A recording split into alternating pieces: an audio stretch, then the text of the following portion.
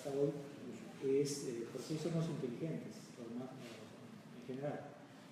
Ustedes saben que yo digo que el cerebro es el objeto más complejo del universo, con algunas excepciones, ¿verdad? Y ya cada uno puede imaginar cuáles.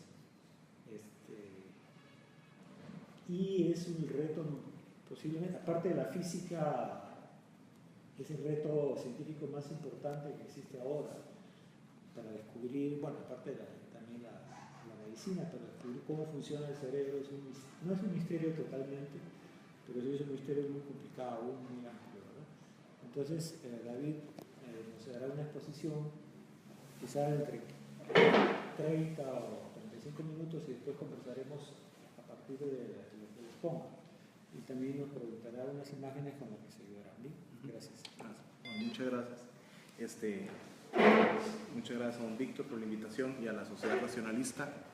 En realidad don Víctor me decía que nos íbamos a hablar de neurociencias, pero en realidad yo de neurociencias sé nada, en realidad no soy ni siquiera biólogo. Yo estudio psicología aquí en Costa Rica, después tuve la oportunidad de estudiar biología y comportamiento en la Madre Patria, ahí hice mi doctorado. Y básicamente hay múltiples áreas que están convergiendo para tratar de explicar las cosas que tradicionalmente quería explicar, temas de psicología como la inteligencia, como la personalidad. Si ustedes en algún momento llevaron cursos de psicología en su secundaria, en su universidad, los últimos 30, 40, 35 años han sido años muy productivos en lo que es que converjan psicología cognitiva, neurociencia, biología del comportamiento, etología, psicología comparada, que es estudio del comportamiento animal comparado con los seres humanos, ¿verdad? Entonces hay muchas subdisciplinas que están comunicándose, ¿verdad? Hay psicología basada en teoría de la evolución, entre muchas otras áreas que están buscando dar una imagen coherente de lo que es el comportamiento y las capacidades y las facultades, digamos ahí por usar ese término un poco filosófico, cognitivas o motivacionales del ser humano y de los otros seres vivos, ¿verdad? Entonces, un tema es el tema de la inteligencia y por qué los seres humanos, pues parece que tenemos esta alta capacidad cognitiva. O sea, la capacidad cognitiva es un rasgo, como puede ser entendido como un rasgo, como cualquier otro rasgo, es una función del cerebro. Y lo curioso es que nosotros en 200.000 años de existencia, bueno, tenemos como especie 200.000 años de existencia, ¿verdad? Que aparece el Homo sapiens moderno, y 190.000 años pasamos así, ¿verdad? Como ven ustedes en la imagen, digamos como cazadores recolectores, aunque esa imagen en realidad no sería de un Homo sapiens, me parece como un Homo erectus, y en cuestión de 10.000 años, desde que aparece la agricultura hasta actualmente, tenemos la sociedad moderna. O sea, es algo que es bastante asombroso, un hito en la evolución biológica, que en cuestión de 10.000 años, que es nada en tiempo biológico, pues tengamos el desarrollo cultural que tenemos y el desarrollo social que tenemos los seres humanos.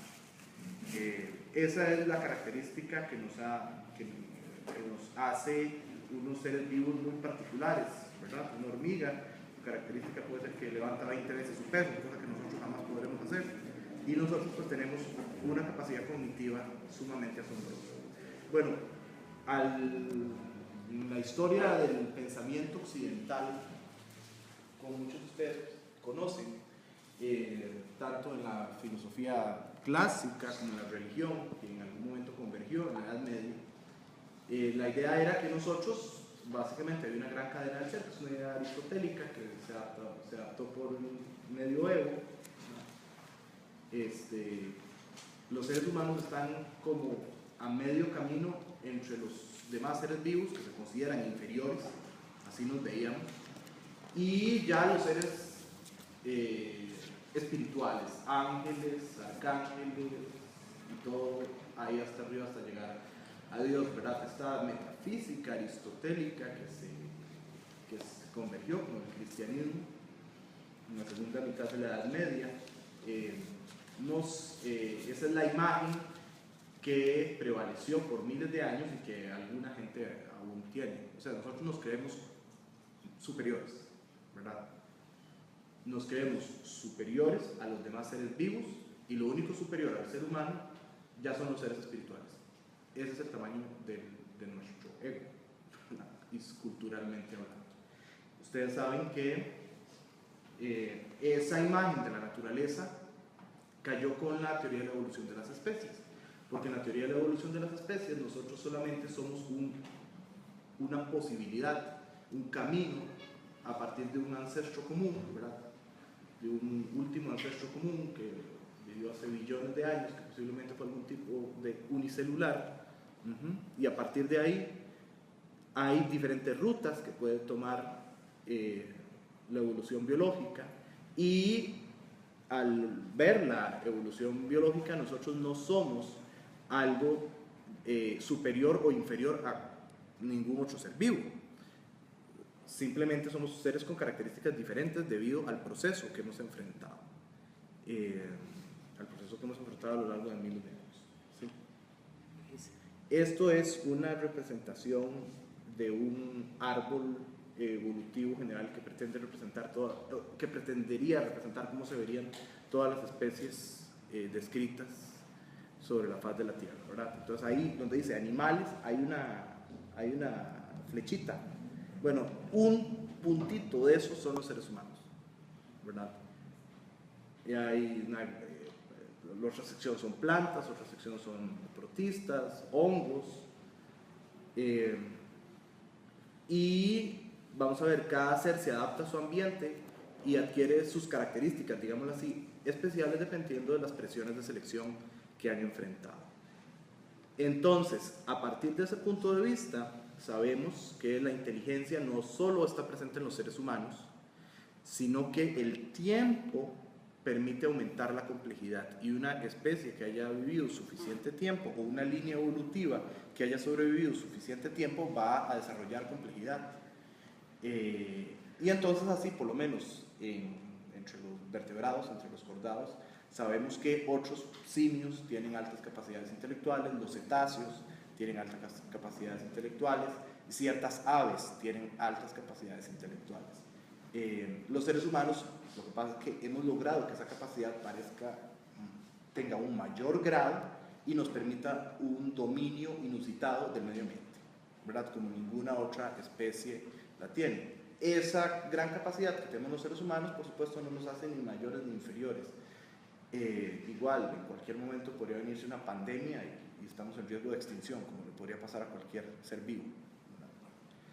Ok, entonces, con la teoría de la evolución lo que cae es esta visión lineal de que somos superiores y que la inteligencia solo puede aparecer en seres humanos.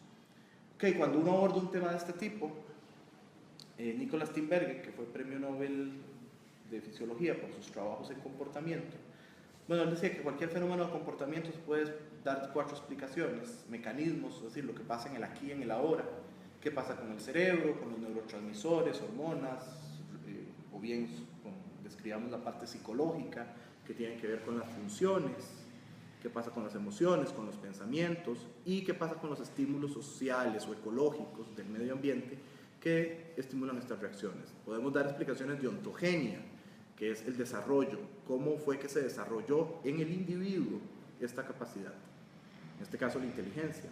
Y cuestiones últimas es preguntas evolutivas de largo plazo. Las funciones es cuál es la utilidad, cuáles son las consecuencias positivas que da esta característica a un grupo de seres vivos o una especie.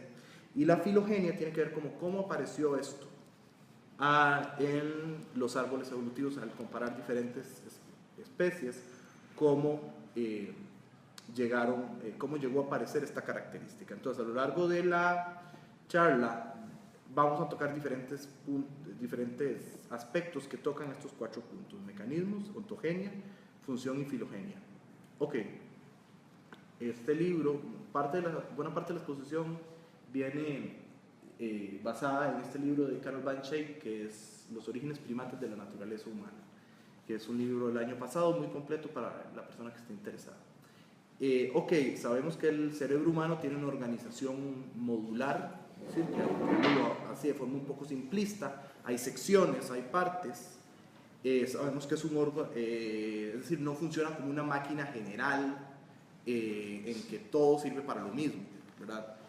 Sino que hay zonas especializadas en diferentes funciones. Esto uno lo ve claramente, bueno, si alguien ha visto un paciente que sufre, por ejemplo, un derrame cerebral, sabe que se le puede afectar la movilidad, pero no el lenguaje. Pero en otros casos se le puede afectar el lenguaje, pero no la movilidad. ¿Okay? Entonces, ahí dependiendo de dónde haya sido el accidente cerebrovascular, sabemos que hay determinadas zonas afectadas y así es como se ha progresado en el conocimiento de las funciones del cerebro, en parte, ¿verdad? Además de la investigación actual con inhibidores de resonancia magnética funcional y todas estas técnicas modernas. Okay, sabemos que es un órgano muy costoso, que consume 20% de la energía del metabolismo, al igual que otros órganos en un individuo adulto. Pero en un individuo humano pequeño, se dice que requerimos 60% de nuestro metabolismo basal antes de los 7 años para construir el cerebro, para que el cerebro se desarrolle bien. Antes de los 7 años, ese cerebro, ese sistema nervioso que está creciendo requiere 60% de la actividad metabólica basal, de la energía disponible en reposo. ¿Ok? ¿Qué es esto de la inteligencia? Principalmente, como estas son algunas definiciones, pero esta primera es posiblemente la que he encontrado que puede ser más compartida. Que usted tiene un comportamiento flexible y tiene capacidad para aprender. ¿Ok? Es decir, si ustedes observan personas, si alguno ha trabajado, qué sé yo, en educación, por ejemplo, o con solo haber trabajado y ver seres humanos, ustedes pueden ver que hay personas, qué sé yo, que aprenden algo y todo lo quieren resolver igual. Entonces uno dice que una persona es inteligente cuando se da cuenta que lo que sabe no sirve para resolver lo que hay que hacer, entonces sabe que tiene que aprender algo nuevo para resolver las cosas nuevas. Otras capacidades o otras caracterizaciones de lo que es la inteligencia: la regulación del propio comportamiento, esto de dar soluciones nuevas a los problemas, desplegar conductas que no aparecen en el repertorio común, es decir, adquirir respuestas nuevas. Y esta inteligencia, contrario a lo que, qué sé yo, bueno, yo primero estuve en una facultad de ciencias sociales y a veces hay cierta idea de que la inteligencia, pues una creencia muy generalizada de que la inteligencia la podemos estimular por medio de la enseñanza formal. ¿Verdad? Entonces vamos a capacitar a la persona para que desarrolle una capacidad. Bueno, realmente la inteligencia es un fenómeno natural que en su origen no tuvo que pasar por instituciones formales, sino que la inteligencia tuvo que haber sido una respuesta natural a problemas naturales, como encontrar comida, como ubicarse en el espacio, como manejar las relaciones sociales. Es decir, los seres humanos como especie tuvimos que tener problemas recurrentes en nuestra evolución, y estos problemas recurrentes teníamos que resolverlos de alguna manera, ¿verdad? Durante 190.000 años fuimos cazadores-recolectores, ahí no había escuelas, ahí no había trabajos, ahí no había capacitaciones de recursos humanos, ahí no había nada de eso, y la tuvimos que jugar, y así fue como apareció esta capacidad cognitiva. Y una de las preguntas más particulares que hace la psicología también biológica, es cómo hay una característica que es una capacidad de inteligencia general, que ya vamos a ver de qué trata. Y esta inteligencia general es básicamente que una persona que potencialmente es buena para una cosa puede llegar a ser buena o puede llegar a aprender otras cosas.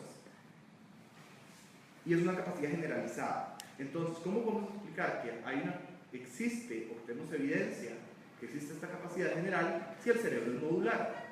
¿Verdad? El cerebro nos dice que hay partes, que hay secciones especializadas, y de repente nos sale que hay una capacidad de inteligencia general. ¿Qué es esto? Bueno, ahí más adelante vamos a ver qué respuestas se han dado a este tema. Ok, sabemos que el tamaño relativo del cerebro en relación a la masa corporal nos dice poco sobre la inteligencia, porque un ratón tiene el cerebro más grande en relación a su cuerpo, ¿verdad? Es decir, en este caso, si eso fuera el punto, los ratones dominarían el mundo y no los seres humanos. No es ese el hecho. el cociente de encefalización, los neurocientíficos que desarrollaron estos métodos, lo que descubren es que hay una relación, lo que en biología, lo que en morfología se llama una relación alométrica. En la medida en que aumenta el tamaño del cuerpo, el cerebro se hace más grande, pero relativamente más pequeño. Ajá. Y cuando tomas en cuenta este cociente de encefalización, corregir por el tamaño esperado que tendría ese cerebro para el cuerpo, para el tamaño, en relación con el tamaño que realmente tiene, entonces los seres humanos tienen claramente un gran cociente de encefalización, y otros animales que se consideran sumamente inteligentes le siguen, como los delfines, otros cetáceos como las orcas, los chimpancés, los elefantes. Y después vienen los animales que no consideramos tan inteligentes. Entonces esto parece que es un poco más coherente. Y ahora bien, resulta que igual este cociente de encefalización había un problema, porque resulta que cuando consideramos los primates, el cociente de encefalización, por ejemplo, de los monos del Nuevo Mundo, era mayor que el de los simios. Y eso no parecía razonable, porque los simios, como los chimpancés, como los gorilas, son más inteligentes que los monos del Nuevo Mundo, que son los congos o los titíes, y los monos del Nuevo Mundo aparecían con mayor cociente de encefalización. Entonces los primatólogos lo que nos dijeron es, entonces lo que hay que considerar es la neocorteza, la parte superficial, la parte que es nueva en la evolución del cerebro. ¿Ok?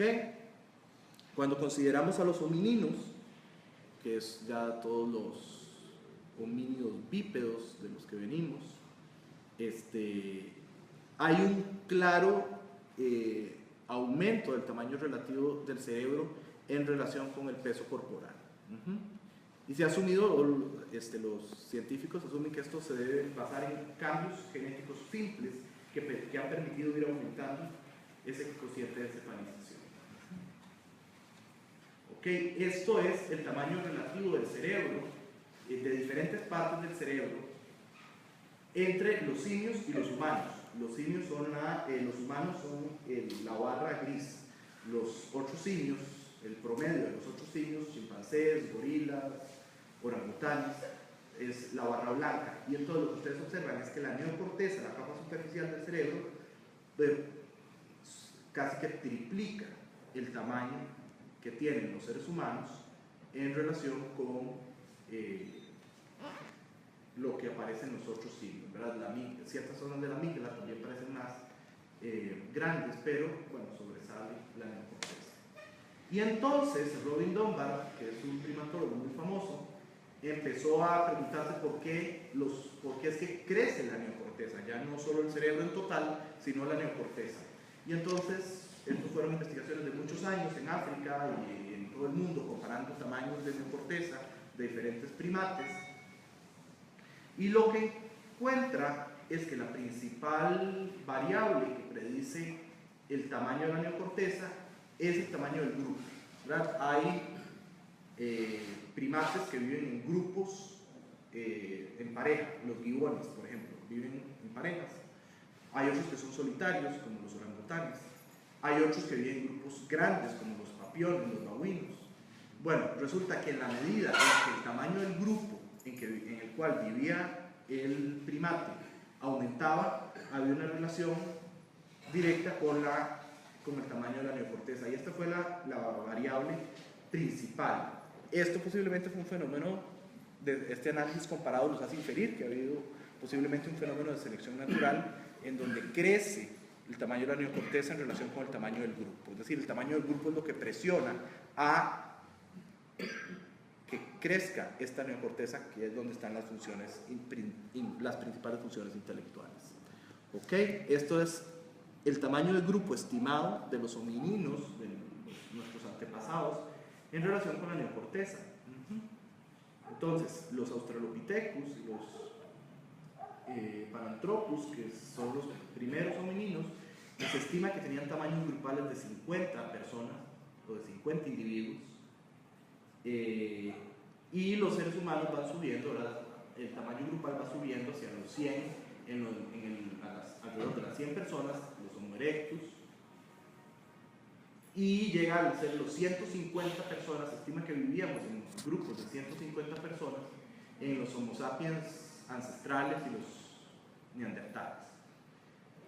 Ok, la otra hipótesis de la cual encontró respaldo en este grupo de investigación que actualmente está en Oxford, tenía una hipótesis relacionada con selección sexual.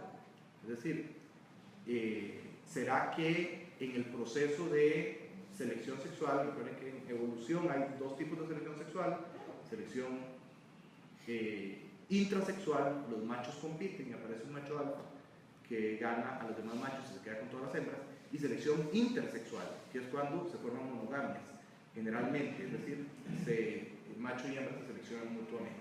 Entonces, ¿será que estos procesos de selección sexual se han relacionado con el tamaño del neocórtex? Y efectivamente esto lo encontraron, esto lo publicaron en 2007, a excepción de los primates, en todos los órdenes aparece que las especies que hacen monogamia cooperativa, es decir, hacen apego de pareja, es decir, los románticos, son los que tienen el cerebro más grande. Por ejemplo, qué sé yo, las jirafas, la mayoría de las aves. Hay otro tipo de monogamias, que son las monogamias de control. En las monogamias de control hay un macho, que generalmente es el macho, el cual trata de dominar a la hembra y no la deja moverse. Pero ese tipo de monogamia no se relaciona con tamaño del neocórtex, sino es la monogamia de apego, de pareja. Entre los primates no es tan clara esta relación, y lo que infieren ellos es que en los primates lo que pasa es que nosotros al fin y al cabo hacemos relaciones agradables y positivas con muchos más gentes además de la pareja. Bueno, esto es un ejemplo también en las aves, en 480 especies de aves. Las especies que hacen, los ven al centro, las especies que hacen monogamias cooperativas y a largo plazo tienen mayores tamaños de cerebro en relación con las poliandrías, que es una hembra con varios machos, las poligíneas, un macho con varias hembras, la promiscuidad, que es todos contra todos, y la monogamia serial, que es una pareja a la vez. Entonces esto también se ha confirmado en las especies de aves. Ok, ya propiamente pensando en el cerebro, al comparar diferentes especies, el número de neuronas corticales y la velocidad de conducción de la información por medio de los axones, las fibras donde está la mielina, esas son las dos variables que se han relacionado con inteligencia, las dos principales variables cuando consideramos la estructura del cerebro. Con respecto a la neurotransmisión, sabemos que se sabe que hay sistemas dopaminérgicos. La dopamina se relaciona con funciones del lóbulo frontal, la expansión de las áreas relacionadas con sistemas dopaminérgicos, además de cumplir funciones motoras, y el sistema límbico, que está encargado en parte de emociones y memoria, también se relaciona con capacidad intelectual. Y la serotonina también, junto con la dopamina, se ha relacionado con capacidades atencionales. Es decir, neuroquímicamente estos serían como los neurotransmisores encargados de esta capacidad. Ok, ¿qué se necesita para hacer en términos de desarrollo? Es decir, el individuo que va creciendo. ¿Qué se necesita para tener un cerebro grande? Según Van Schaik, que recopila toda la investigación realizada, se necesita que haya más energía neta, y esto se logra de tres formas. Que la madre que cuida a la cría tenga ayuda, que mejore la dieta, la calidad de la dieta, y que se estabilice el ingreso de energía que tiene el organismo. Es decir, si un organismo sufre hambrunas o sufre problemas porque hay estaciones, una condición del clima que le trae condiciones difíciles de desarrollo, no desarrolla igual el tamaño del cerebro. Y lo otro que tiene que pasar es que se reduzca la energía de otras funciones del cuerpo. Entonces esto es lo que se llamó la hipótesis del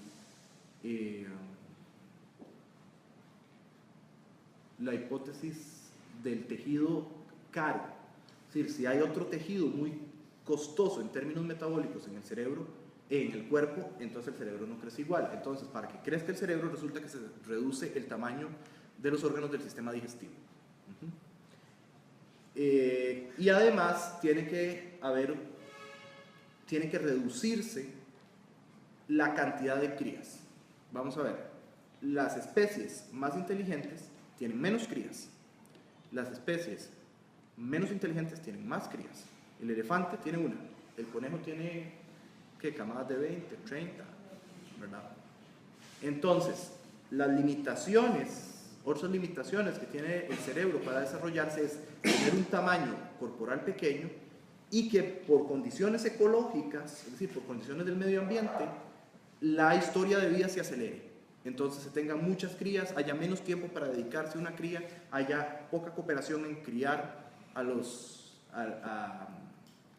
individuos. Entonces, ahí el cerebro no se desarrolla igual. Ok, este cerebro que nosotros tenemos, esta característica que nos hizo dominar el mundo, ¿qué es algunas de las cosas que se han creído únicamente humanas, pero que realmente, o sea, las tenemos en grado, tenemos más capacidad de tener estas capacidades, pero no es una diferencia cualitativa. Vamos a ver, se ha dicho que el uso de herramientas es lo que caracterizaba a los seres humanos. Incluso esto lo decían algunas filosofías de política social, ¿verdad? Que el ser humano, por medio del trabajo y el uso de herramientas, fue lo que nos hizo ser humanos. Bueno, en realidad no es cierto, porque hay la confección de herramientas la hacen los chimpancés, la hacen hasta las aves. El lenguaje simbólico, organizado con una compleja gramática.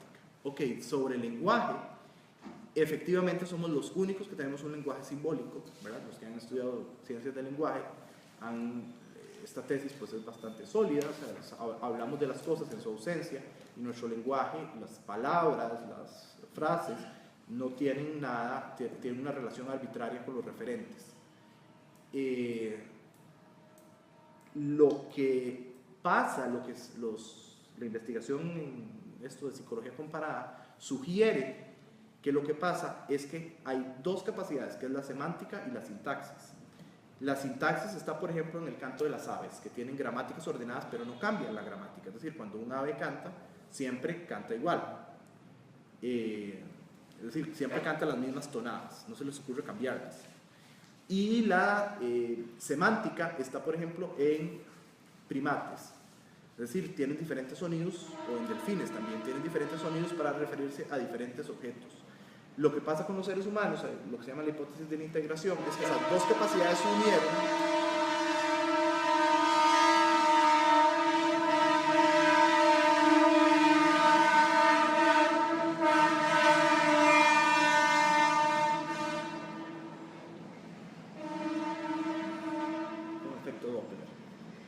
Las dos capacidades se unieron, la semántica y la sintaxis se unieron y permitieron que la sintaxis pueda transformarse, ¿verdad? De alguna manera la sintaxis empezó a poder transformarse para generar nuevas expresiones.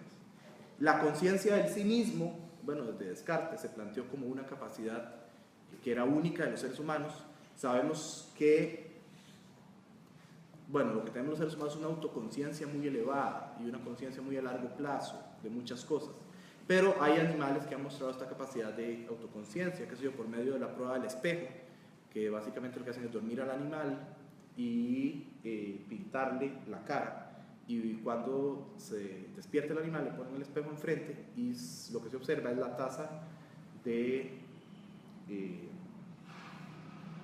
respuesta que tiene el animal en tocarse las manchas. Se sabe que el chimpancé lo hace, se sabe que el elefante lo hace, hay ciertas aves que lo hacen, hay otros animales que no lo hacen, ¿okay? El aprendizaje por imitación, sabemos que hay animales que imitan, pero lo que pasa con el ser humano es que es capaz de imitar las intenciones y no necesariamente el comportamiento. Es decir, los animales generalmente, los animales no humanos imitan el comportamiento, pero el ser humano puede llevar a cabo otras acciones, pero con la misma intención. El engaño y la teoría de la mente, o lo que se ha llamado también empatía cognitiva, es la capacidad de entender que otros tienen deseos, que otros tienen emociones, que otros tienen estados mentales, ¿verdad? Sabemos que las personas que padecen trastornos del espectro autista, este es el déficit que presentan, que no comprenden comunicativamente a otros en términos de estados mentales. Bueno, la pregunta sobre si los animales tienen teoría de la mente o no es una pregunta que algunos están de acuerdo y dicen que sí, otros dicen que no. Y bueno, hay diferentes puntos de vista al respecto. Y el razonamiento lógico, bueno, hay alguna evidencia de razonamiento deductivo en perros, pero lo que pasa con los seres humanos es que, bueno, por medio del lenguaje potencia nuestro pensamiento, potencia nuestro razonamiento, y básicamente lo que han descubierto los psicólogos cognitivos o lo que sugieren es que el razonamiento, la inducción, la deducción, la abducción, aparecen para resolver nuestros problemas en grupo, para persuadirnos. Cuando tenemos un problema, tengo que convencerle a usted que yo tengo razón. Entonces, en esos conflictos en grupo es donde posiblemente se favoreció el desarrollo del razonamiento. Muy bien, los psicólogos, ustedes tal vez han escuchado una teoría muy famosa que es la teoría de las inteligencias múltiples, de Howard Gardner. Bueno, a Howard Gardner le dijeron a varios investigadores que su teoría era falsa y Howard Gardner no se sintió muy bien, pero parece que los otros tenían razón. Es decir, las inteligencias múltiples de Gardner no existen, aunque son súper famosas. Parece que lo que realmente pasa es que lo que han logrado describir es que hay subhabilidades. Sí, las de Gardner son muy bonitas, la musical y la verbal, ¿verdad? Si ustedes han dado. Bueno, realmente no, es una cuestión un poquillo más técnica: razonamiento fluido, inteligencia cristalizada, procesamiento visual, procesamiento auditivo, ¿ok? Y hay capacidades generales, capacidades específicas, y resulta que ese factor, ese cuadrito que tienen arriba es inteligencia general. Y cuando se hacen los análisis estadísticos, esa inteligencia general predice 50% de la variabilidad de todas las pruebas de inteligencia que se han hecho o que se han aplicado. Eso es muy difícil de encontrar en psicología, una variabilidad explicada tan alta, ¿verdad? Que incluso son más. De las famosas inteligencias múltiples de Gardner, la que se separa claramente son las habilidades kinestésicas, es decir, movimiento. Las habilidades kinestésicas sí parecen ser, son claramente algo aparte de la habilidad cognitiva.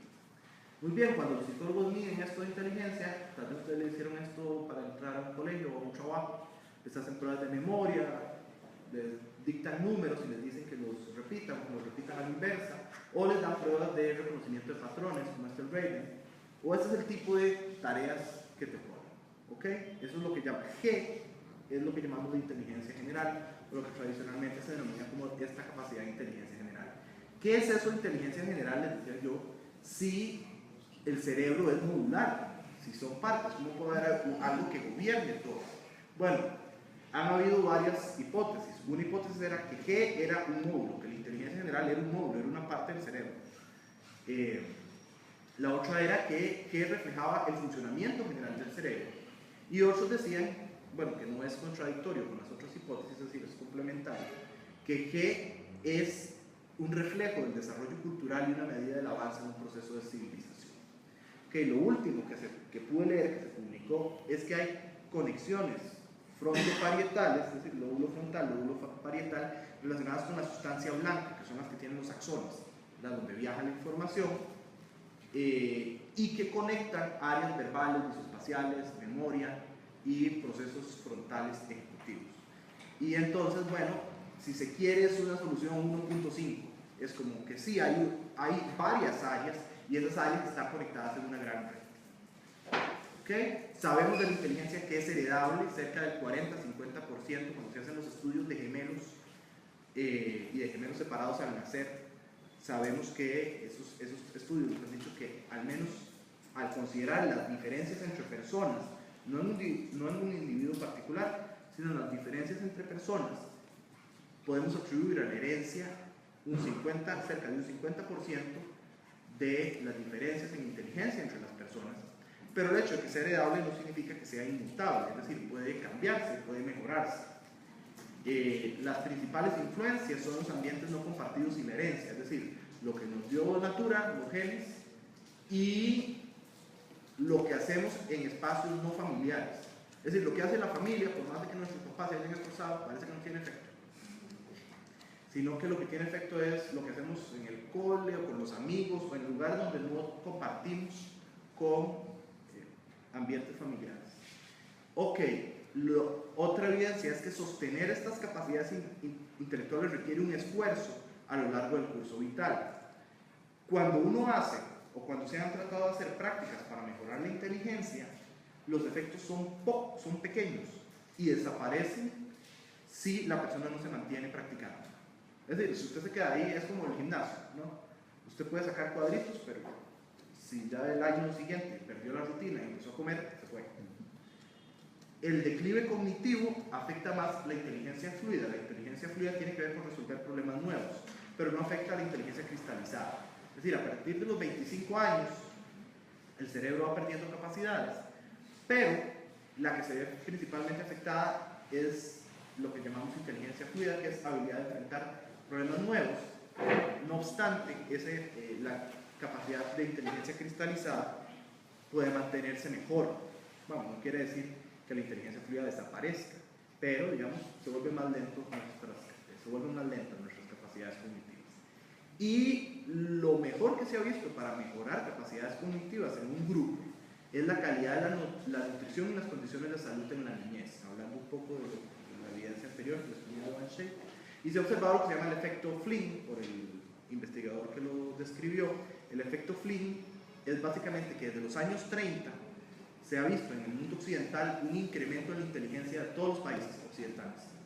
Y la inteligencia aumenta década tras década en los países desarrollados. Esto principalmente, cuando digo países desarrollados, se ha estudiado Australia, se ha estudiado Norteamérica, se ha estudiado países asiáticos. Okay. Vamos a ver, ¿qué es lo que pasa? Esto es, bueno, había investigación de esto, pero yo me quise poner a hacer los análisis estadísticos por mí mismo, para no quedarme con las ganas. CI es el cociente intelectual promedio de un país. Es una muestra de 150 países. El IDH es el índice de desarrollo humano, que ustedes saben, el índice de desarrollo humano resume la salud, la expectativa de vida al nacer, la alfabetización y el ingreso per cápita. A propósito de los intereses de la sociedad racionalista, el nivel de irreligión es una encuesta internacional que hizo Gallup y es el porcentaje de personas que contestaron no a la pregunta si la religión era algo importante en tu vida. ¿Okay? La temperatura promedio del país y la cantidad de enfermedades transmisibles o la tasa de enfermedades transmisibles por 100.000 habitantes. Entonces, para los que saben un poquito de estadística, esto es una matriz de correlaciones y cuando uno tiene una correlación de 0.6 para arriba, sobre todo en ciencias sociales, uno está muy emocionado porque eso casi no pasa. Y estas variables están muy fuertemente relacionadas, ¿verdad? La inteligencia por medio del país se relaciona con el índice de desarrollo humano en 0.8, es una correlación muy fuerte. Es decir, las que son positivas quiere decir que una variable sube y la otra también sube, ¿verdad? Entonces el cociente intelectual se relaciona positivamente con el IDH, con la irreligión, es decir, gente más inteligente respondió que no le importa la religión más frecuentemente, o en los países en que ambas variables covariaron. Los países más fríos son más inteligentes, los países con menos enfermedad transmisible son más inteligentes. Y esta última, la relación con enfermedades infectocontagiosas, parece ser la más importante. Luego, bueno, ahí tenemos otras variables. Resulta que irreligión, inteligencia, temperatura del país y enfermedades transmisibles predicen el desarrollo de un país a un nivel, esto es un análisis de regresión, para los que han hecho alguna vez algún análisis de esto, de 0.73, eso es muy difícil de encontrar en ciencias sociales. Admito que esto lo hice sumamente rápido, o sea, habría que hacer algunos arreglos para mejorar el análisis, pero la ecuación de regresión lo que nos da es una correlación, es decir, todas estas variables juntas se relacionan significativamente con el desarrollo del país.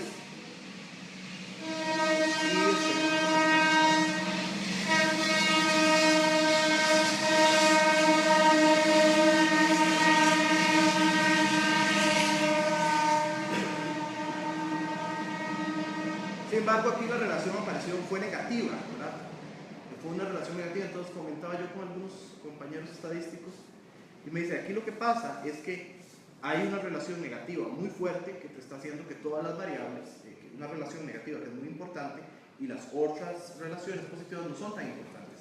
Y la relación negativa importante es la relación del desarrollo de un país con el control de las enfermedades infectocontagiosas. Es decir, esa parece ser que es la principal variable que predice el desarrollo y la inteligencia de un país, el control de las enfermedades infectocontagiosas. Bueno, eso es más o menos lo que quería compartir con ustedes. Muchas gracias.